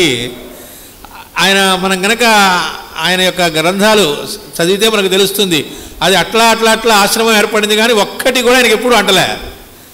అందుకే ఎవడో వచ్చి ఏమండి అక్కడ అన్నం పెట్టట్లేదంటే వాళ్ళు పెడితే నేను తింటున్నాను అన్నాడు ఆయన ఒకసారి. ఇంకోటి వచ్చి ఏమండి ఇక్కడ ఎన్ని ఘోరాలు ఎన్ని జరుగుతున్నాయి ఆశ్రమంలో మీకు తెలియట్లేదు, మీరు పట్టించుకోవట్లేదు అని అడిగారట. అడిగితే ఏం బాబు మీ ఊళ్ళో ఏ ఆశ్రమాలు లేవా అన్నారట. అంటే ఇక్కడ దాకా రావాలా అని. అంటే అక్కడికి ఎందుకోసం మనం వెళ్ళాలి వాళ్ళ దగ్గరికి? ఆ వెలుగు దగ్గరికి వెళ్ళి ఆ వెలుగుని మనలోకి ప్రసరింపజేసుకోవడానికి వెళ్ళాలి. అక్కడికి వెళ్ళి మన కంపును వాళ్ళకి అంటిద్దామని చుట్టామా? ఎలాగ అంటుకోదు అక్కడ, అది వేరే సంగతి. అడిగాట ఆశ్రమాధికారిగా నన్ను ఇవ్వండి అని. ఆయన కామ్గా ఉన్నాడు, ఎందుకంటే నాదనే భావన ఎక్కడుంది ఆయనకి. మీరు రమణ మహర్షి అని అడిగితేనే అవును నేనే రమణ మహర్షి అని ఎప్పుడు చెప్పలే. ఎందుకంటే నాయన అనేటువంటి ఆయనకి ఆ పేరు పెట్టాడు తీసుకెళ్ళి. ఆయనకి మనం తగిలించుకున్నాం పేరు, ఆయనకేం లేదు. కామ్గా ఉండేప్పుడు వాడికి ఒళ్ళు మండింది, పట్టించుకోవడం పైకి కామ్గా ఉంటాడా అని చెప్పి కోర్టులో కేసు వేసేట. ఏమని? ఇక్కడ ఉండే ఆడవాళ్లతో ఈయనకి ఇల్లీగల్ కాంటాక్ట్ ఉంది, సంబంధం ఉంది అని. ఏది? ఆ అవతారమూర్తి మీదే వేశాడు. సరే వాడు అది ఏం జరిగింది ఆ తర్వాత సంగతి అంటే మనం ఎలాంటి నీచ స్థితిలో దిగజారిన స్థితిలో ఉంటాము అంటే మనం అనుకున్నట్టుగా గురువు చేయకపోతే గురువునే తప్పుపడడం, గురువులోనే లోపాలు చూడటం అంటే పుట్టగతులు ఉండవని అర్థం. అది వేరే సంగతి. కానీ అసలు ఎలాంటి స్థితిలోకి వెళ్ళే ప్రమాదం ఉంది అంటే అద్భుతమైనటువంటి గురువు దొరికినప్పటికీ మనం పతనం చెందుతున్నా అంటే ఎట్లా? కాబట్టి దాన్ని సద్వినియోగపరచుకోవడం అనేటువంటిది ఎట్లా అనేటువంటి దానిలోకి వెళ్ళాలి తప్ప లోపాలు చుట్టాలు, ఒకళ్ళకొకళ్ళు చాడీలు చెప్పుకోవటాలు, లేకపోతే వాళ్ళని ఎలా ఏడిపిద్దామని చుట్టాలు. అందుకే మాస్టర్ గారు చెప్పారు, నీకంటే తక్కువ బలం గలవాళ్ళు కానీ, నీకంటే తక్కువ శక్తి గలవాళ్ళు కానీ, లేదా నీకంటే తక్కువ విద్య కలిగిన వాళ్ళు కానీ, నీకంటే డబ్బు కానీ అధికారం కానీ హోదా కానీ తక్కువ కలిగిన వాళ్ళు కానీ, నీకంటే అమాయకులైనటువంటి వాళ్ళు కానీ అలాంటి వాళ్ళని చూసి హేళన చేయకుండా వాళ్ళ వైపు నువ్వు గనక వాళ్ళకి హెల్ప్ చేయడానికి నీ చేయి గనక వాళ్ళ భుజాల మీద పడితే నీ భుజాల మీద మా చేయి పడుతుందని పరమగురువులు చెప్పారు. ఇది మానేసి నువ్వు ఎంతగా మమ్మల్ని ఉద్ధరించండి అని చెప్పి రోజుకు ఇన్ని రకాల పారాయణలు చేస్తానండి అని చెప్పి ఒక టైం టేబుల్ వేసుకొని రోజు విష్ణు సహస్రనామం చేస్తా, లలితా సహస్రనామం చేస్తా, హనుమాన్ చాలీస్ చేస్తా, ఇంకోటి చేస్తా, అది రాస్తా, రామకోట రాస్తా, నువ్వు ఏమైనా చెయ్యి, ఇదంతా మన ప్రవర్తన రూపంలో గనక వచ్చి మన చుట్టుపక్కల వాళ్ళల్లోకి లేకపోతే మనం బాగుపడటం ఉండదు. దీనికే మాస్టర్ గారు మనకి డైరెక్ట్గా చెప్పారు. ఉదాహరణ రూపంలో గురువులు ఏం చేస్తారంటే ఇంకో గురువు కథ మనకి చెబుతారు. అంటే అది వేరే గురువు గురించి చెప్పారులే అనుకుంటూ ఉంటాం. రామానుజాచార్యుల వారి జీవితంలోని ఒక ఉదాహరణ చెప్పారు మాస్టర్ గారు, చాలాసార్లు చెప్పారు. అది ఒక హరిజనుడైనటువంటి వ్యక్తిని, మహాభక్తుడుట అతను, ఆయన బాగా దగ్గరికి తీశారట. అతన్ని దగ్గరికి తీసి అతన్ని చూడటం చూసి మిగతా శిష్యులకి మండిందిట. అతను మామూలు వాడే, మేము అంటే వాళ్ళకేంటంటే తెలియకుండా మేము పెద్ద హోదా వాళ్ళం, అతను హరిజనుడు అనే ఫీలింగ్ కలిగింది. ఇలాంటి హరిజనులైనటువంటి వాడిని దగ్గరికి తీయటం ఏమిటి, వాడికి స్పెషల్ ట్రీట్మెంట్ ఏమిటి అని ఒళ్ళు మండింది. ఒళ్ళు మండి ఏం చేశారు, రకరకాలుగా ఆ వ్యక్తిని అతని భార్యని ఏడిపించారు. అయితే వాళ్ళు ఏడవలే, వాళ్ళందరిలో గురువునే చూస్తారు కాబట్టి. ఏది రామానుజాచార్యుల వారి పక్కనే ఉంటూ ఆయన్ని సేవించుకుంటూ ఉంటున్నాం అనుకున్నటువంటి వాళ్ళే వాళ్ళ ఇంటికి దొంగతనానికి పోయారట. ఏమిటి, గురువుగారి పక్కనే ఉన్నాం, అవతారమూర్తి ఆదిశేషుడు అవతారమైన రామానుజాచార్యుల వారి పక్కనే ఉండేటువంటిది ఎన్ని జన్మల పుణ్యం ఉంటేనే కదా ఆయన దగ్గర పక్కన ఉన్నాం. పక్కన ఉండి ఆయన బట్టలు దిగిపెడుతూ ఆయనకి సేవ చేస్తూ ఆయనకి వండి పెడుతూ ఉన్నాం అనుకుంటున్నటువంటి వాళ్ళే ఏం చేశారు, ఆయన ఒకరిని బాగా దగ్గరికి తీశాడనే ఫీలింగ్ వీళ్ళకి కలిగి అసూయ కలిగి ఆ ఇంటికి దొంగతనానికి వెళ్ళారట. వెళ్ళి ఆ దొంగతనం చేయడానికి వెళితే ఆవిడ చూడండి, ఆ ఇల్లాలు ఆ నగలు తీస్తూ ఉంటే ఒకవైపు తీసిన తర్వాత ఇంకో వైపుకు అలా ఒరిగిందిట. ఎందుకంటే అటు కూడా తీసుకెళ్ళాలి కదా అని. ఆవిడ నిద్రపోవట్లేదు. కానీ వీళ్ళు అనుకున్నారట ఎక్కడ నిద్రలేస్తుందని పారిపోయారట. వచ్చాక భర్తకి చెప్పిందిట, నువ్వు చాలా పొరపాటు చేశావు, వాళ్ళ తిప్పలు వాళ్ళు పడి తీసుకెళ్ళేవాడు, నువ్వు ఇలా ఇటు దిగేటప్పటికి మేలుకుంటావు అనుకుని భయంతో వెళ్ళారు అని అన్నట్టు ఆయన. అందుకు గురువు గారి దగ్గరికి తీసింది వాళ్ళని. అలాగే అరిటాకులు పట్టరండి, ఏవో పనులు చెబుతూ ఉంటే అన్నీ మాకే చెబుతారు, వీడికి చెప్పరేమిటి అని చెప్పి వాడిని పంపించారట అరిటాకులు తెమ్మని. గురువుగారితోనే చెప్పించారట. అంటే మన తెలివితేటలు చూడండి, గురువుగారితోనే చెప్పించాం అనుకుంటే మనం చెప్పినట్టు గురువు అప్పుడప్పుడు వింటున్నట్టుగా కనపడతాడు, అది ఎందుకో మనకు అర్థం కాదు. సరే గురువుగారికి చెప్పి వాడి చేత చేయించండి అన్నారట. వెళ్ళాట, వాడు రాలే అంతసేపటికి. చూడండి మీరు భోజనం చేయడానికి అరిటాకు తెమ్మంటే ఇంతసేపు వాడు చేసేది అన్నట్ట. గురువుగారికి తెలుసు ఎవడి జాతకం ఏంటనేది. పదండి చూద్దాం అన్నారట. వెళ్ళి చూస్తే వాడు పడిపోయి ఉన్నట్ట ఆ అరటి చెట్టు దగ్గర. చూడండి వీడు తాగి పడున్నట్టున్నాడు ఇక్కడ, ఆకు కోసుకు రాకుండా అని చెప్పి అన్నారట. వాడిని నెమ్మదిగా లేపి ఏంట్రా ఏమిటి ఆకు కోయడం అంటే, కోయటానికి వెళ్ళానండి, ఇట్లా అనగానే దానిలో నుంచి అలా ద్రవం గారిందండి, మనకు వస్తే రక్తం వచ్చినట్టే దానికి కూడా బాధ కలిగింది కదండి, అది దగ్గర తట్టుకోలేకపోయానండి, కళ్ళు తిరిగి పడ్డానండి. అతనున్న స్థితి అది. గురువుగారు ఇట్లా చూశారు వాళ్ళ వైపుకి. వాళ్ళకి అరే మనం ఒకటి అనుకుంటే ఇట్లా అవుతుంది ఏమిటి, వాళ్ళనేముంది అడిగితే 1-4 బ్రహ్మాండమైన ఆకులు కోసుకొచ్చేవాళ్ళు, టపా టపా లేపేవాళ్ళు. ఎప్పుడు అలాంటి భావం కలగలే. అతనున్న స్థితిలో వీళ్ళు లేరు. ఇదంతా గురువుగారు ఏం చేశారు, ఓ రోజున వీళ్ళు తెల్లారుజామున లేచి స్నానాలు చేద్దామని చూసేటప్పటికి వీళ్ళు ఆరేసుకున్న పంచెలన్నీ కూడా పీలికలే చిరిగిపోయి ఉన్నాయట శిష్యులవి. అయితే వీళ్ళందరూ బడుద్దాయాలు కదా, పక్కనే ఉండుండొచ్చు, పరమగురువుకే పక్కన ఉండొచ్చు. పక్కన ఉన్నంత మాత్రాన ఆయన్ని సేవిస్తున్నాం అనుకుంటున్నంత మాత్రాన బాగుపడాలని ఏమీ లేదు, భౌతికంగా దగ్గర ఉన్నంత మాత్రాన అని చెప్పడానికి అన్నమాట. ఏం జరిగింది అప్పుడు, ఆ పిలికలు అయ్యేటప్పటికి అరే నువ్వు జించావంటే నువ్వు జించావని అందరూ కలిసి బాగా కొట్టుకున్నారట. పడి పడి పడి దెబ్బలు కొట్టుకున్నారట.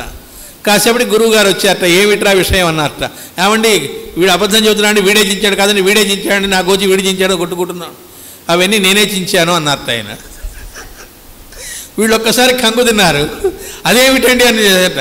ఒక్కొక్కడిని నేను ఎక్కడ కొడతారా, చించితే మీరే కొట్టుకుంటారు, పడాల్సిన దెబ్బలన్నీ తగులుతాయి. అక్కడ హాస్యంగా చెప్పిన అర్థం ఏమిటంటే, మనం ఎంతగా పక్కన చేరాం అనేది కాకుండా అక్కడ చేరి మళ్ళీ ఇంకొకళ్ళ మీద కంప్లైంట్స్ చేయడం, మేము దగ్గర దూరం, గురువుకు ఒకళ్ళు దగ్గర లేదు, ఒకళ్ళు దూరము లేరు. ఆయన ఎప్పుడు కూడా లోకహితం కోసం భూమి మీదకి వస్తారు, భౌతికంగా ఆ పని చేసుకుంటూ వెళుతూ ఉంటారు. మనం ఎక్కడొక్కడ ఆగామనుకోండి, మనం ఆగటమే ఉంటుంది తప్ప వాళ్ళు ఆగరు. మళ్ళీ మనం కలుసుకోవడానికి ఈ జన్మలో సద్వినియోగం చేసుకోలేకపోయామనుకోండి, భౌతికంగా కూడా పరమగురువు మనకు అవతారమూర్తి లభించి ఆయనతో సహవసించే అవకాశం వచ్చినప్పుడు కూడా దాన్ని దుర్వినియోగం చేసుకున్నాం అనుకోండి, నెక్స్ట్ బర్త్లో కలుసుకుందాం అనుకుంటే ఈ మధ్యలో గ్యాప్ కొన్ని లక్షల జన్మలు ఉండొచ్చు అని చెప్పారు మాస్టర్ గారు. మళ్ళీ ఆ గురువుతో వీడికి భౌతికంగా కాంటాక్ట్ వచ్చి వీడు ఉద్ధరింపబడడానికి రావడానికి కావాల్సిన జన్మ రావడానికి కొన్ని లక్షల జన్మలు పట్టొచ్చుట. జంతువునాం నరజన్మ దుర్లభం అన్నారు. ఎప్పుడు వస్తుందో తెలియదు మానవ జన్మ. వచ్చిన దానిలో పరమగురువు లభించడం ఇంకెంత అదృష్టం. ఆ లభించిన పరమగురువు భౌతికంగా లభించిన తర్వాత అక్కడికి చేరి మనం ఇంకోళ్ళ గురించి కంప్లైంట్ చేస్తూ ఉండడమో, మేము దగ్గర అనుకుంటూ ఉండి వాళ్ళని ఇంకొకళ్ళని హింసిస్తూ ఉండడమో, ఆయన ప్రజెన్స్లో కాకుండా వాళ్ళ మీద మనం అజమాయిషీ చేస్తూ ఉండడమో, ఇలా రకరకాలుగా చేస్తూ ఉన్నాం అనుకోండి, ఏం జరుగుతుంది అంటే తర్వాత వచ్చే జన్మలు మళ్ళీ ఎప్పటికో ఎన్ని జన్మలకో ఎన్ని లక్షల జన్మలకో గురువుకు మమకారమే ఉండదు. మనం ఏమనుకుంటే గురువుకు నేనంటే చాలా ఇష్టం అండి అని మాస్టర్ గారు క్లియర్గా ఇచ్చారు ఆముక్త మధ్యలో. మనకి గురువు నచ్చటం నచ్చకపోవడం ఉంటుంది, కానీ గురువు గారికి శిష్యుడు నచ్చటం నచ్చకపోవడం, అసలు నచ్చటం నచ్చకపోవడం, లైక్స్ డిస్లైక్స్ అనేవి గురువుకు లేవని చెప్పారు. ఇవన్నీ మన రోగాలు, మనకున్న వాటిని పట్టుకొని ఆయనకి ఇలాంటివే ఉంటాయి అనుకోవడం అనేటువంటిది పొరపాటు అని చెప్పారు. కాబట్టి అది ఎన్ని జన్మల అదృష్టం వల్లనో ఆయన లభించాడు, అది కూడా మాస్టర్ గారు చెప్పారు. అలాంటి ఒక పరమ గురువుతో మనం సహసించేటువంటిదో లేకపోతే అక్కడికి చేరటం అనేటువంటిది కూడా ఎప్పుడు జరుగుతుంది, ఆ ఆచార్య కృప ఉంటేనే. ఆ ఆచార్య కృప ఎప్పుడు లభిస్తుంది, అనేక జన్మలలో మనం చేసుకున్న పుణ్యం వల్ల అని చెప్పారు. ఓహో అనేక జన్మల్లో పుణ్యం చేశాను కాబట్టి లభించింది అని అనుకుంటామేమో, వెంటనే మాస్టర్ గారు అక్కడ ఇచ్చారు మనకు ఆముక్త మధ్యలో. ఆ పుణ్యం మనం చేసే సద్బుద్ధిని కూడా ఆయనే ఇచ్చి అనేక జన్మల్లో మన చేత ఆ మంచి పనులు చేయించి అలా చెయ్యగా చెయ్యగా చెయ్యగా మంచి బుద్ధి పుట్టించింది కూడా ఆయనేట. చెయ్యగా చేయగా చేయగా ఏదో కొన్ని లక్షల జన్మల తర్వాత వీడి పుణ్యం పుచ్చి లేకపోతే పండి ఆ పరమ గురువుతో భౌతికంగా సహవసించే అవకాశం లభిస్తుందట. ఆ లభించినప్పుడు దాన్ని మనం సద్వినియోగం చేసుకోవడం అనేటువంటిది అక్కడ వచ్చేటప్పటికి మళ్ళా చేసుకుంటామా, లేకపోతే ఉదయం చెప్పారు కదా పాంపటంలో అక్కడి నుంచి మళ్ళీ కింద పట్టంలాగా జారిపోతామా అనేటువంటిది ఎవరికి వాళ్ళని చూసుకుంటూ ఉండాలి. ఇది ఇంట్రాస్పెక్షన్ ఎప్పటికప్పుడు చేసుకుంటూ ఉండాలి. మనం ఆయన దగ్గరికి చేరినటువంటి ఆ సన్నివేశంలో, ఆ మధుర క్షణాల్లో, రేర్ ఆపర్చునిటీ, ఆ టైంలో ఆయన చెప్పేది వినడానికి మనం వెళుతున్నామా, మనం ఇంకెవడి గురించో కంపు మాటలు చెప్పడానికి ఆయన దగ్గరికి చేరుతున్నామా, లేకపోతే ఆయన ఏం చెబుతున్నాడు అది మనం ధ్యానం చేసుకుంటూ ఉన్నామో. మనకు రామకృష్ణ పరమహంస వారికి సంబంధించినటువంటిది ఒక టైంలో మాస్టర్ గారిని పుణ్యశాస్త్రి గారు అడిగారట, ఏమండి సాధన చేసి తరించాలి అనుకునేటువంటి వాళ్ళకి మొట్టమొదటగా సాధనకి ఏ పుస్తకంతో మొదలు పెట్టాలండి అని అడిగారట పున్నయ్య శాస్త్రి గారు. అప్పుడు ఆయన చెప్పినటువంటిది గాస్పెల్ ఆఫ్ శ్రీరామకృష్ణ అని చెప్పారట. ఇది ఆయన గ్రంథస్థం కూడా చేశారు శ్రీకృష్ణ గురుచరణ సన్నిధిలో.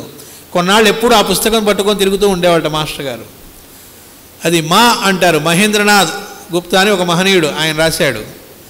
ఆయన అప్పుడప్పుడు వెళ్ళేవాట ఆయన కుదిరినప్పుడు రామకృష్ణ పరమహంస వారి దగ్గరికి. అది కూడా రామకృష్ణ పరమహంస వారి చివరి 4-5 ఏళ్ళు టైంలో ఆయన కలుసుకున్నాడు. అప్పటిదాకా ఆయన దగ్గరికి వెళ్ళలే. ఆ వెళ్ళిన చివరి 4-5 సంవత్సరాల్లో అప్పుడప్పుడు ఆయన వెళ్ళినప్పుడు అక్కడ ఏం జరిగిందో ఆ కాసేపు జరిగిన దాన్ని గ్రంథస్థం చేశాడు ఆయన. అది ఈ రోజుకి కూడా ఒక బైబిల్ లాగా నిత్యం దాన్ని చదువుకునే వాళ్ళు ఉన్నారు, దాన్ని ధ్యానం చేసుకునే వాళ్ళు ఉన్నారు, అలా జీవించడానికి ప్రయత్నం చేసేవాళ్ళు ఉన్నారు. అది చదువుకుంటూ ఉంటేనే సమాధి స్థితి కలిగేటువంటి వాళ్ళు ఉన్నారు.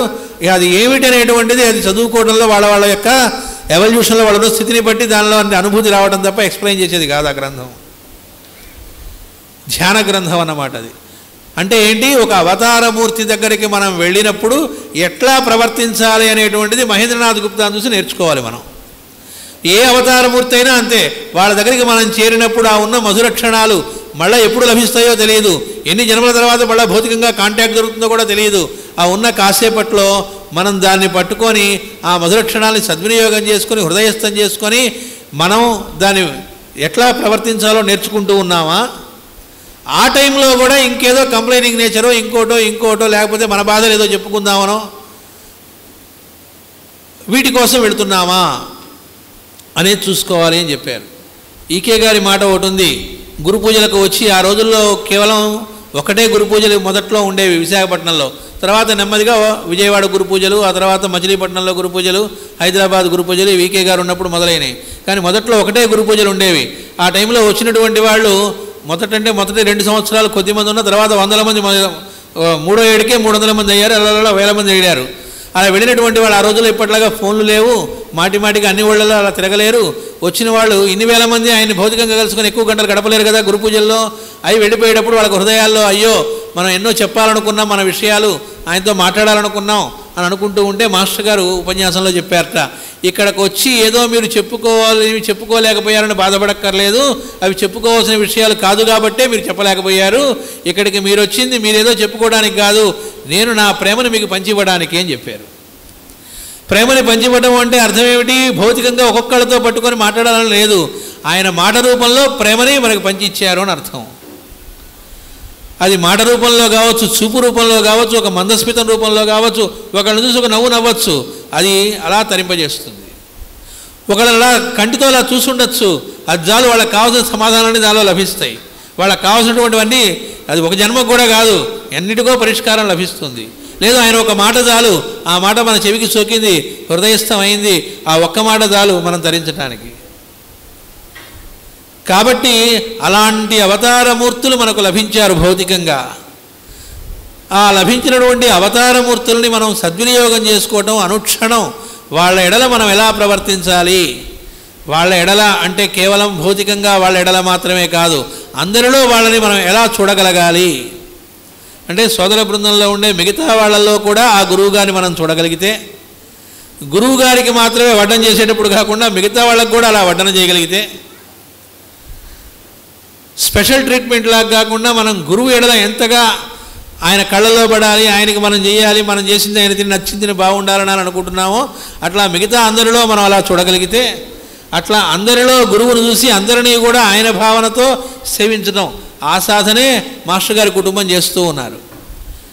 కాబట్టి అలా చేయటాన్ని ఏమన్నారు? భక్తి అన్నారు. అసలు కావలసింది భక్తి. దాన్ని అది ఎప్పుడు వస్తుంది? అందరిలో గురువును చూడగలిగినప్పుడు, అందరిలో గురువును చూసి సేవించేటప్పుడు దాన్ని ఏమంటారు? దాన్నే శరణాగతి చెందటం అంటారు. అదో అలాంటి ఏదైతే సమర్పణ బుద్ధి కలిగి జీవించడం ఉందో ఆ సిద్ధి కలగటాన్నే జ్ఞానము అన్నారు భగవద్గీతలో అని మాస్టర్ గారు మనకు తెలియజేస్తూ ఉన్నారు. అయితే అలాంటి శరణాగతి, అలాంటి సమర్పణ బుద్ధి అంటే అందరిలో ఆయన్ని చుట్టమే నిజమైనటువంటి గురువును చుట్టం అవుతుంది. కాబట్టి అందరినీ సేవించడమే గురువుని సేవించడం కనుక అందరిలోని లోపాలని చుట్టం కాకుండా అందరినీ మనం కనుక అట్లా సేవించడం అనేది చేస్తూ ఉంటే ఏం జరుగుతుంది అంటే భౌతికంగా దగ్గరగా ఉండటం కాకుండా ఆయన వర్క్లోకి కూడా మనల్ని ఇన్వాల్వ్ చేస్తారు. వర్క్లోకి ఇన్వాల్వ్ చేయడం అంటే అర్థం ఏమిటి? ఏదో చిన్న చిన్న పనులు చేయడం, డిస్పెన్సరీ వర్క్ చేయడం అంటే చిన్న పెద్ద అని కాదు, ఇది మాత్రమే అని కాదు. వాళ్ళ యొక్క పన్నా చాలా పెద్దది. ఆ లోకహితం కోసం చేస్తున్న పనిలో ఏదైతే ఉందో ఆ వర్క్లోకి మనల్ని కూడా ఇది చేస్తారట. అందుకే మాస్టర్ గారు ఒక మాట చెప్పారు, గురువుకి నేను సమర్పణ చెందాను అనుకునేటువంటి వాడిని పరమగురువులు ఏం చేస్తారట, ఆ లోక శ్రేయస్సుకు సంబంధించిన పనికి సమర్పణ చేయిస్తారట. ఎందుకంటే వాళ్ళకి కాదుగా కావాల్సింది పని, వాళ్ళ పని కాదు కాదు లోకానికి సంబంధించిన పనికి. అంటే వాళ్ళు కూడా వీళ్ళలాగా తయారవ్వటం అనేటువంటి దానిలోకి తీసుకెళ్తారట. కాబట్టి అలా విశ్వశ్రేయస్సు కోసం వాళ్ళు ఏదైతే సమిధలై అలా ప్రవర్తిస్తూ ఉన్నారో అలాంటి దానికి ప్రవర్తించడం అనేటువంటి దానిలోకి మనల్ని తీసుకెళ్తారట. కాబట్టి దానికి సంసిద్ధులమై అలాంటిది కలగాలి. అందుకే ఓసారి పున్నయ్య శాస్త్రి గారు మాస్టర్ గారితో జనవరి గురు పూజలకి ముందు రోజు విశాఖపట్నంలో 10వ తారీఖున వెళ్ళి, ఏమండి మా పల్నాడు ఏరియాలో సివివి వీర సివివి యోగం వాళ్ళండి, వాళ్ళందరూ ఒకటే నన్ను ఏడిపిస్తున్నారండి, అసలు మీ గురువు గారు సివివి గారు శిష్యుడు అయ్యే అర్హతే లేదు, ఎందుకంటే గురువు గారు సివివి గారు భౌతికంగా ఉన్నప్పుడు ఈయన ఎక్కడ ఇనిషియేషన్ తీసుకోవడానికి అవకాశం లేదు, ఆయన భౌతికంగా దేహం విడిచిన తర్వాత ఈయన పుట్టాడు, అట్లీస్ట్ ఇనిషియేషన్ అనేటువంటిది సివివి గారు మీడియంస్ శిష్యులు ఎవరైతే ఉన్నారో తీసుకున్నారో వాళ్ళ దగ్గర నుంచి కూడా ఈయన ఇనిషియేషన్ ఏమీ తీసుకోలేదు ప్రేయరు, కాబట్టి అసలు ఆయన సివివి గారి శిష్యుడు అనడానికి ఆయన ఇంకోళ్ళకి ఇనిషియేషన్ ఇవ్వడానికి అసలు అర్హత లేదు పో అన్నారట. ఈయన డీలా పడిపోయి దిగాలు పడిపోయి వచ్చి ఇలా అంటున్నారు, అసలు వాళ్ళకి ఏం చెప్పాలి సమాధానం అన్నారట. అంటే మాస్టర్ గారు అన్నారట, వాళ్ళు కరెక్టే చెప్పారు, మనం సివివి గారి శిష్యులం కాదు భక్తులం అన్నారట. భక్తుడు ఎప్పుడైనా స్మరించుకోవచ్చు పరమాత్మని, దానికి రూల్స్ ఏం లేవు అన్నారట. అంటే అక్కడ నవ్వుతూ చెప్పినట్టున్నా అసలు అర్థం ఏమిటి, భక్త స్థితికి రావాలి. ఇదేంటో ఎజెండా ఎలిజిబిలిటీ, నేను ఇది గురువుని, ఈ రూల్స్ దీని ప్రకారం ఇది అది కాదు. కాబట్టి ఏం జరిగింది, ఆ వీరసివి అనే బ్యాచ్ అంతా ఏమయ్యారు, అక్కడికి వెళితే అక్కడే వాళ్ళు అవతల వాళ్ళు పెట్టుకున్న వాచి మాయమవ్వటం. ఏమిట్రా అంటే వాచి సివివి గారు నాకు అనుగ్రహించారండి. కథలు మాస్టర్ గారే రాశారు ఇట్లాంటి బ్యాచ్ గురించి. అంటే అక్కడ అప్పటిదాకా చిట్ల బేకలాడుకుంటూ అప్పటిదాకా వాళ్ళ గురించి వీళ్ళ గురించి మాట్లాడుకుంటూ 6 కాగానే మాస్టర్ సివివి నమస్కారం కూర్చోవడం వల్ల ఒరిగేదేమీ లేదు, కుండలనేమీ లేవదు అన్నారు. అందుకే సివివి గారికి ఎలా ఆయన సమర్పణ చెంది జీవించారో ఆ సమర్పణ బుద్ధి వాళ్ళకి రాలేదు. ఇంకో మాట కూడా చెప్పారు మాస్టర్ గారు అక్కడ, ఏమిటి అంటే ఓసారి నాతో ఒక గురువు అనే పేరుతో పిలువబడే ఒక ఆయన సివివి యోగంలో చాలా పెద్ద గురువుగా పిలువబడేటువంటి ఆయన యొక్క కుమారుడు అతను నాతో చెప్పాడు, ఏమని అంటే మా బంధువులే వాళ్ళు, ఏం చెప్పాడంటే నేను ఆఖరిసారిగా తిరుపతి వెళ్ళబోతూ ఉన్నాను అన్నాడు. నాకు అర్థం కాలే, ఆఖరిసారి వెళ్ళటం ఏమిటి, అతను కుర్రవాడే, ఏం లేదు సివివి యోగంలోకి వెళ్ళబోతూ ఉన్నాను, అందులోకి వెళ్ళాక ఇంకా ఏమీ ఎక్కడికి వెళ్ళకూడదు కదా, అందుకని చెప్పి నేను ఆఖరిసారిగా వెళ్ళొస్తున్నా బాధగా చెప్పాడు. ఒకసారి షిరిడి తిరుపతి వెళ్ళొద్దాం అనుకుంటున్నాను. అంటే షిరిడీలో ఉన్నటువంటి సాయిబాబా రూపంలోనూ వెంకటేశ్వర స్వామి రూపంలో ఉంది సివివి గారు కాదా, కాదు అన్నట్టయితే నీ గురువును నువ్వే సంకుచితం చేసినట్లు.